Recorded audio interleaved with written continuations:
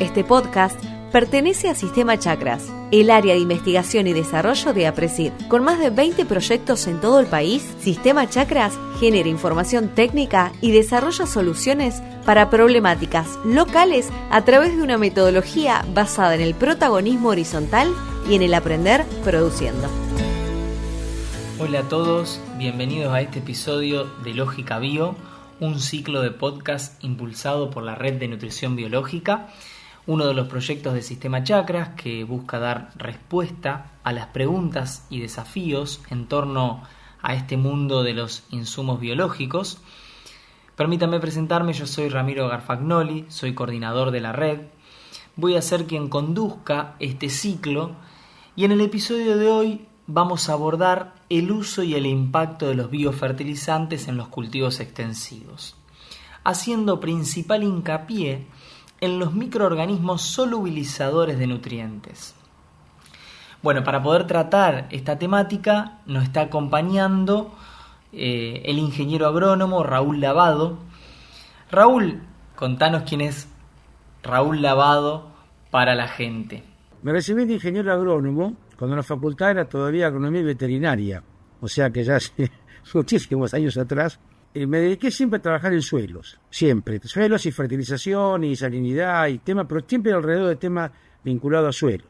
Inclusive algunos trabajos de génesis de suelo también hice. O sea, llevo ya como casi 60 años o más de 60 años trabajando alrededor del tema. Y desde el año 1988 fui profesor titular de la Cátedra de Fertilidad y Fertilizantes. Y ahí entonces empecé a ir lentamente entrando en el tema fertilizantes y después estuve estudiando el tema de la contaminación por parte de los fertilizantes. Y en los últimos años fui director del Instituto del CONICET, que básicamente trabaja en temas biológicos, y allí entonces ingresé con algunas colegas del instituto a trabajar en temas de biofertilizantes y biocontrol. Eso sería el panorama así global. Después, en cuanto a mi vida, lo que puedo contar es que trabajé en Río Negro, trabajé en La Pampa, estuve trabajando en La Plata, y después también acá en Buenos Aires.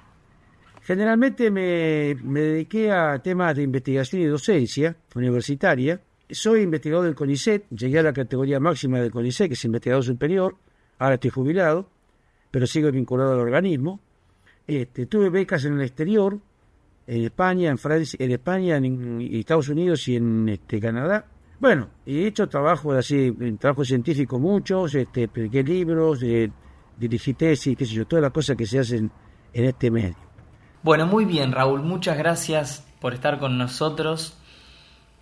Me parece bueno si podés contarnos un poco qué se sabe sobre los bioinsumos, cómo surgen los bioinsumos. Muchas veces la agricultura es indicada como un factor de gran contaminación, pero en realidad el ser humano contamina desde siempre y las ciudades son terribles y hoy en día aparecieron los fármacos y los plásticos como gran problema ambiental, o sea que no es solamente la agricultura. Sin embargo, como respuesta a esta situación, aparecieron los biofertilizantes y el biocontrol y todas las biosoluciones, que son muy complejas porque abarcan muchas cosas, desde lombrices, sustancias biológicas, bacterias, hongos, en fin, un montón de cosas. En el caso específico, ya yendo a los biofertilizantes, están los clásicos, que ya no se tienen en cuenta mucho porque ya son clásicos y se utilizan de forma regular, que son los rizobios, que son los que fijan nitrógeno en las raíces de las leguminosas. O sea, eso lo podemos dejar de lado porque ya son muy conocidos, muy aplicados, y ya forman parte del paquete, digamos, tecnológico regular, normal, de toda la explotación agropecuaria. ¿Y vos qué relación le encontrás a todo esto que nos contás con los biofertilizantes? Los biofertilizantes que se ocupan fundamentalmente del fósforo son de distinto tipo. Su origen arranca en el año 1938 en la Unión Soviética, pero que no tuvo éxito eso, fracasó, pero fue el primer intento. Y con los años se fue avanzando en el tema y finalmente se llegaron a algunos hongos, sobre todo, que tienen capacidad para diluir o disolver fosfatos insolubles del suelo y ponerlos a disposición de las plantas. Este efecto está más o menos comprobado y hay datos, y inclusive datos de campo que muestran que tiene efecto positivo. Bien, muy interesante. Y y en aquellos biofertilizantes que contienen microorganismos solubilizadores de nutrientes, como por ejemplo pueden ser de fósforo. ¿Qué podés contarnos? El primero, que para que extraigan fósforo tiene que haber fósforo. O sea que si el suelo se agotó en ese nutriente, como pasó en muchos suelos argentinos, poniéndole un producto que extrae más, sí, va a extraer un poco más, pero no va a ser una solución para el problema. Y la otra cuestión es que es un efecto, digamos, que tiene mucha trascendencia, mucho impacto cuando uno trabaja en sistemas controlados, o sea, en formas de invernáculo, de forma de laboratorio, en esos medios. ¿Y qué ventajas y desventajas presentan estos biofertilizantes? Cuando uno lleva estos productos biológicos a condiciones de campo, donde las condiciones ya no son un factor que determina el rendimiento de un cultivo, sino que interviene el clima, el viento, la lluvia, la fecha de siembra, el cuánto tiempo tardó el tractorista en venir a aplicar el producto en el campo. En fin, hay un montón de variables, algunas de ellas decisivas, o sea, sequía, por ejemplo, un ataque de hongos o de... Bueno, con todo ese tipo de cosas, lo que se ve es que el efecto de estos bioproductos son de menor nivel, no son tan espectaculares como son las que cuando uno trabaja en medios controlados. Eso es una limitación que tienen, y eso hace que, si bien es un tema de investigación interesante y de posibilidades futuras de mucha trascendencia, no son una panacea que va a reemplazar a los fertilizantes minerales de la agricultura. Porque lo que tenemos que pensar es que la agricultura es un sistema extractivo, o sea, extrae nutrientes del campo. Yo siempre les comentaba a los estudiantes, si uno quiere ver cuánto fósforo extraen de un campo, por ejemplo de la ganadería, vean pasar un camión jaula y hagan como hacía Superman, que podía ver, que tiene una vista especial y podía ver los esqueletos de los animales que están ahí. Cuando uno ve todos los esqueletos que están dentro del camión jaula, se da cuenta de cuánto fósforo salió del campo, ¿no es cierto? Muy interesante la analogía que haces, Raúl, la verdad que está buena, pero me parece importante remarcar que en las condiciones no controladas que tenemos en el campo, haciendo esa comparación que vos decías, es decir, las condiciones controladas se pierden, nos permite decir que deja de ser un condicionante la presencia o ausencia de fósforo en el suelo, sino que también hay otros factores intervinientes, como bien vos contás. Los hongos que disuelven fertilizantes tienen diferentes mecanismos. Básicamente el fósforo del suelo se divide en dos grandes grupos, fósforo orgánico y fósforo inorgánico. El inorgánico son básicamente fosfato de calcio, fosfato de aluminio y fosfato de hierro. Estos hongos liberan ácidos débiles, óxido oxálicos, succínicos y varios ácidos de ese tipo, que tienden a disolver estos fosfatos que hay en el suelo o en los fertilizantes. O los fertilizantes, cuando se agregan y se solubilizan, se fijan en el suelo. Bueno, entonces ahí es donde actúan estos ácidos. El más afectado es el fosfato de calcio. Entonces los suelos que tienen fosfato de calcio en su composición química son más susceptibles de ser, atacados por estos hongos de forma benéfica. Bien, Raúl. Y por otro lado, permitime hacerte esta consulta. ¿Cuáles son los principales tipos de microorganismos solubilizadores de nutrientes y cómo funcionan en los diferentes cultivos extensivos? Cuando vamos a suelos en los cuales predomina el fosfato de aluminio y el fosfato de hierro, que son mucho más insolubles, el efecto es mucho menor.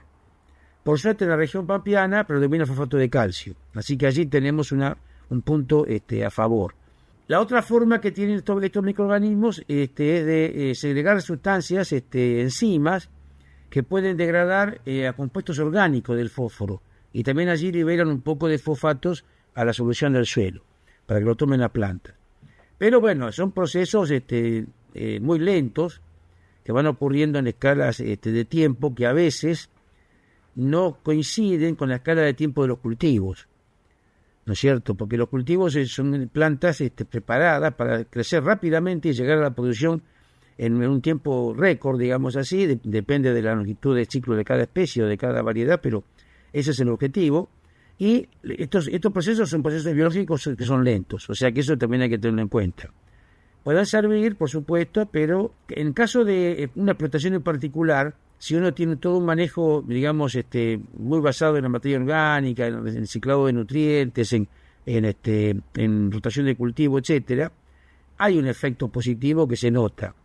Pero eso es una condición, digamos, que sería un paso más adelante de condiciones controladas. Esta idea no se puede llevar claramente a todas las explotaciones que hay desde Bahía Blanca hasta Santa Fe, ¿no es cierto? Y desde el Río de la Plata hasta Santa Rosa. Entonces ahí hay algunas limitaciones. De todos modos, en este momento hay ya algunos productos comerciales, se consiguen, se venden, sobre todo el penicillium. La ventaja de los penicillium es que es un hongo fácilmente de reproducción muy fácil y de aplicación fácil. Hay otros hongos que no son tan fáciles de aplicar, que son tan eficientes o más que el penicillium, que se están siendo estudiados y que en algún momento podrán ser liberados para el uso comercial, ¿no es cierto? No conozco el caso de trigo y maíz, pero sí que la soja de girasol, y la soja es mucho más sensible a la acción de estos hongos que el girasol. Eso es un dato que puede ayudar, porque la soja, digamos, tiene un alto requerimiento de fósforo, la presencia de hongos que nos facilitan la disolución en el suelo, facilita también el crecimiento del cultivo.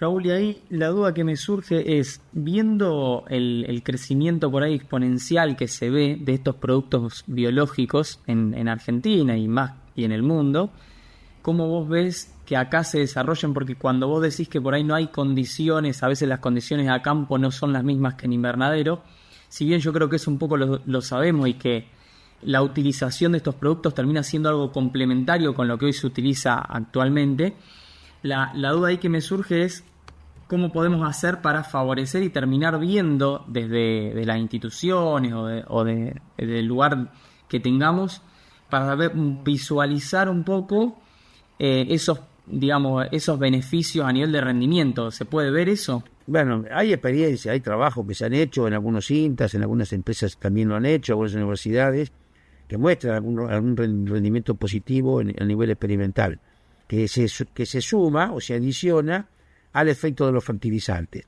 Pero lo que pasa es que yo creo que hay que tener en cuenta que una situación, una cosa es que lo que pueda ocurrir en España, Francia, Alemania, Inglaterra o Estados Unidos o Canadá, donde hay suelos que han recibido fosfatos durante los últimos 150 años en gran proporción, y que tienen además, dado las condiciones de exposición de la ganadería, un reciclado muy grande del estiércol, donde la aplicación de estos hongos fácilmente puede disolver nutrientes y poner a disposición de cultivo.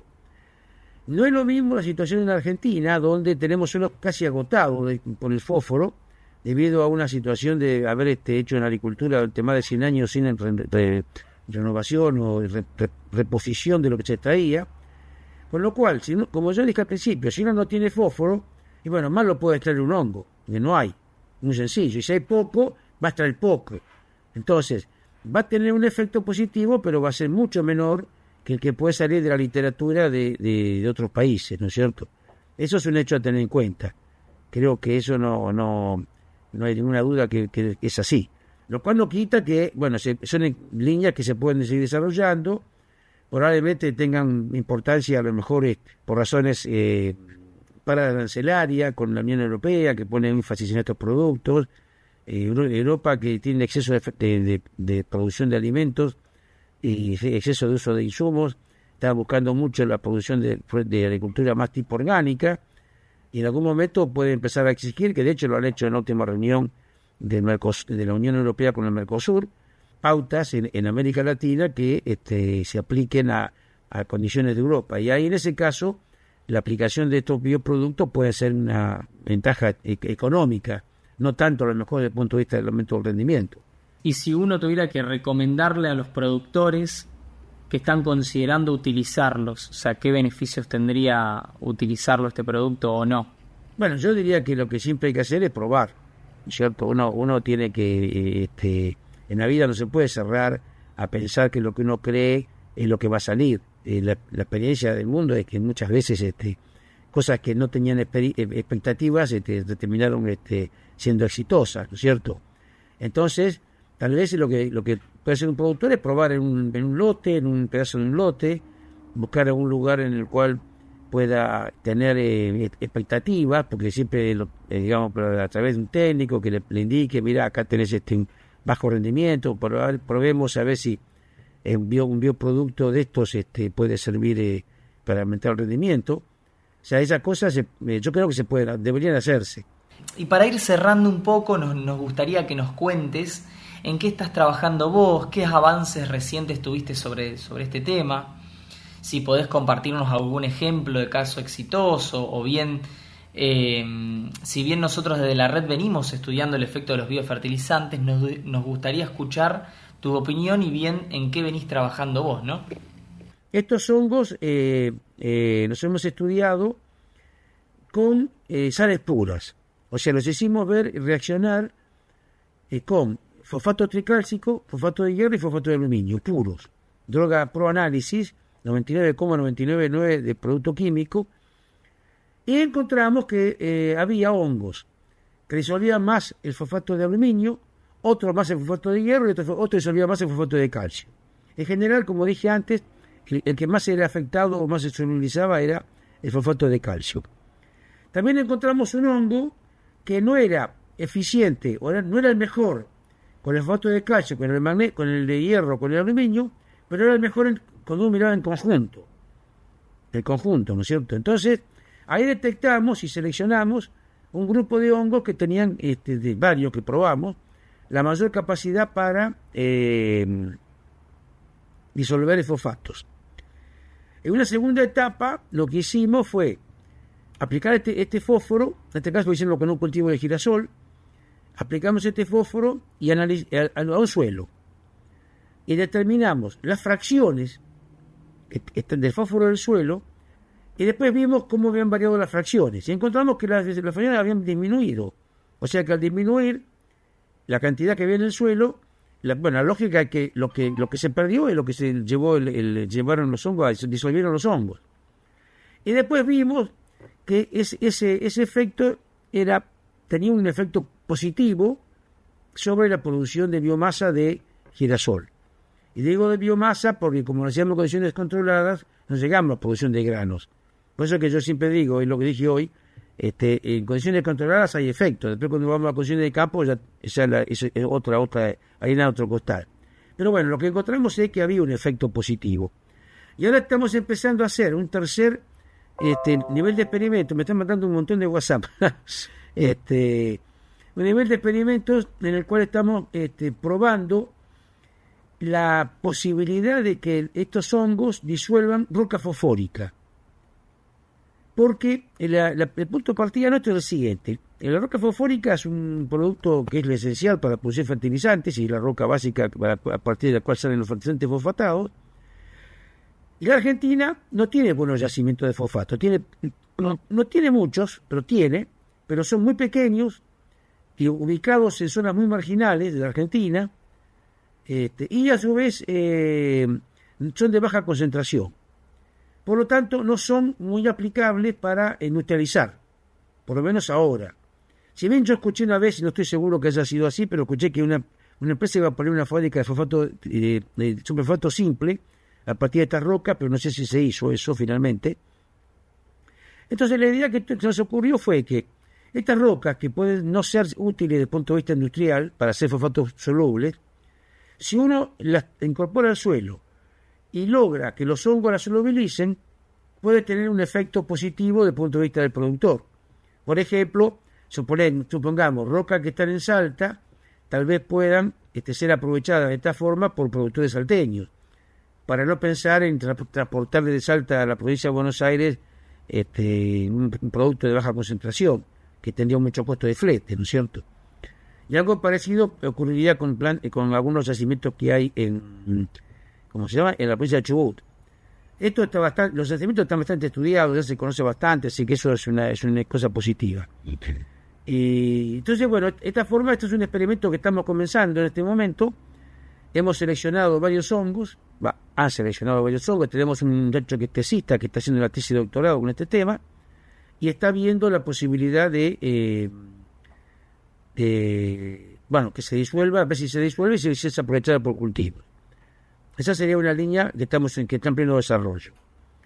Por otro lado, otra investigación que hicimos fue el aprovechamiento de fertilizantes nitrogenados. En este caso lo hicimos con arándano. Teníamos una tesista que trabajaba en arándano, en el cual vimos que algunos hongos facilitaban la absorción de nitrógeno por parte del cultivo y aumentaba también un poco el rendimiento. O sea que es otra línea distinta, ya no es del fósforo sino de nitrógeno, pero también se puede hacer por ese lado. Y una línea distinta, separada de la que estamos haciendo, fue la de investigar el efecto de hongos sobre patógenos. Pero no sobre los patógenos en sí mismos, sino sobre cultivos fertilizados. O sea, nosotros fertilizamos, por ejemplo, soja con nitrógeno, que es una práctica que se recomienda, no se recomienda, datos de favor, datos en contra, es todo un mundo esto, pero que mucha gente piensa que puede ser interesante para aumentar el contenido de proteína. Entonces, ¿pero qué pasa? Cuando uno aplica nitrógeno como fertilizante a un cultivo como la soja, tiene una gran chance de facilitar el ataque de hongos, que en definitiva terminaría redundando en un efecto negativo sobre el cultivo. Entonces ahí lo que vimos es que ciertos hongos controlan a estas enfermedades inducidas por la fertilización y favorecen el desarrollo del cultivo. Y por otro lado hicimos algo parecido con fósforo. O sea, aplicamos a soja fósforo, le aplicamos una enfermedad, macrofomina, que es una enfermedad muy común, pero claro, al haber un alto nivel de nutrientes, de fósforo, el hongo no se desarrolla mucho, porque ya no necesita desarrollarse. De tal manera entonces que ahí había un trade-off entre aplicar fósforo para mejorar el cultivo, aplicar el hongo. Bueno, ahí los resultados fueron mucho menos claros. Y estamos abiertos, por supuesto, a cualquier otra alternativa que se pueda presentar en el futuro. Perfecto. Bueno, agradecerte nuevamente, Raúl, por tu participación, por tu buena predisposición. La verdad que ha sido muy grato que nos acompañes en este podcast. Bueno. Y nos volvemos a encontrar en el próximo episodio de Lógica Bio.